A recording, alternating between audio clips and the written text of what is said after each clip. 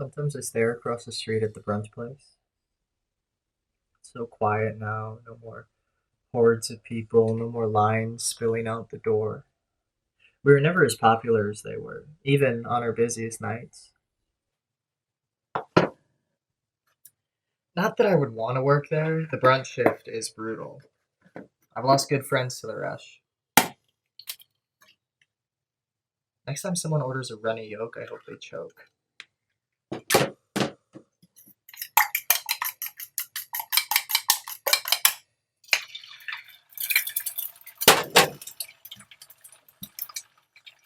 Almost everyone got laid off.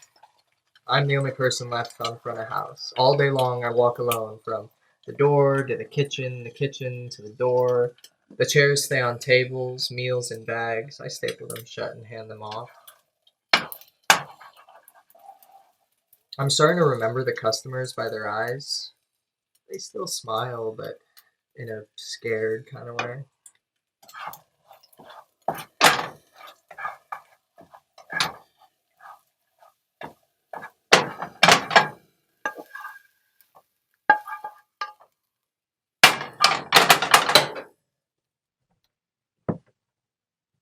All the tips are digital now. Some people still tip well, even better than before. Most don't. Not being able to sell bottle after bottle has been tough. Maybe we are really just a glorified bar. They're talking of getting rid of them altogether. The tips. I hear them talking, the owners, him specifically, the baby, as we call him, whispering. He says, 16 an hour across the board and no more tips. He says 16 is more than fair. 16 is above the minimum and more than double our usual wage. He says they'll factor it into the menu, but it can't be too much, otherwise the customers won't come. They'll find someplace else. They'll say we're asking for too much. How could sourcing fresh produce from local farms, who also have to compete with cheaper competitors, and special ingredients from overseas verified fair trade workers, and the knowledge of the cooks in a regional cuisine you wouldn't dare to attempt to make yourself? The hours spent chopping, the days spent pickling, the months spent fermenting. How could it all cost so much? You'll never know the real cost anyway. Undercharged every step of the way. We're always the ones taking the hit. Customers expect us to pass the savings on to them. And with new prices, the baby mutters, how can we expect anyone to want to tip more? They don't want to pay for your health insurance or paid time off or 401k.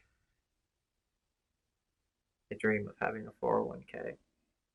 I have nightmares of working until I die on the job. I've just taken an order when I collapse onto the floor, lying there like a prune, all wrinkled and still. They scoop me in a jar and keep doing service. There are times I do wish I didn't need to work for tips. I remember one night, some dude, 20 something, probably an undergrad, ordered the soup of the day and kimchi fries. Didn't really touch the kimchi. When I came back with the check, he apologized for being a broke college student and left some quarters on the table. I watched out the window as he got into an Uber and drove off into the night. I was so caught up in staring that I didn't notice a container of chili paste falling towards me. I cried because it got into my eyes. I used those quarters for laundry that night.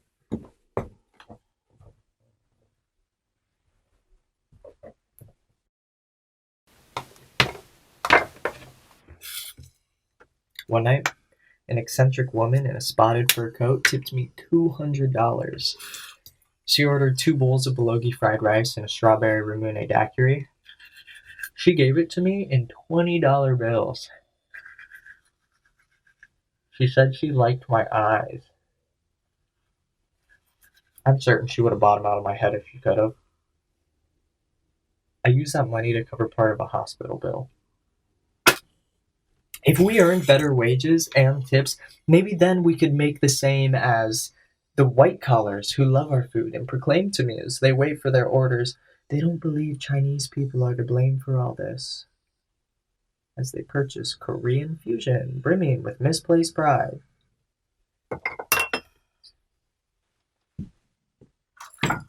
The baby still screams. Even if there's less people to scream at, we'll lead so many good people out of the kitchen, out of rotation, and angry sun we all anxiously orbit.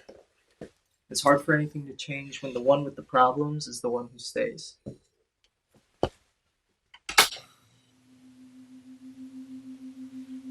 A part of me wants the restaurant to go belly up, like a tuna on the counter, unable to support the true costs of running itself.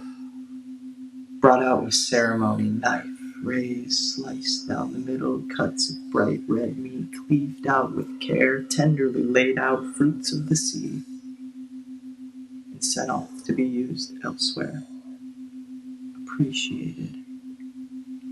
And the baby? He's the head. Glassy eyes, now stuck in a perpetual gasp of surprise, chucked in a compost bin. Then again, this place is my only source of income. I'm the lucky one. He reminds me out of everyone else, I'm the one they held on to. I wonder what I did to earn his favor. Makes me sick to think that I'm his favorite. Sometimes I wish I'd been laid off or found another job or unemployment. But then the money comes in, and whatever part of my brain that makes me feel grateful gets right to work against my will.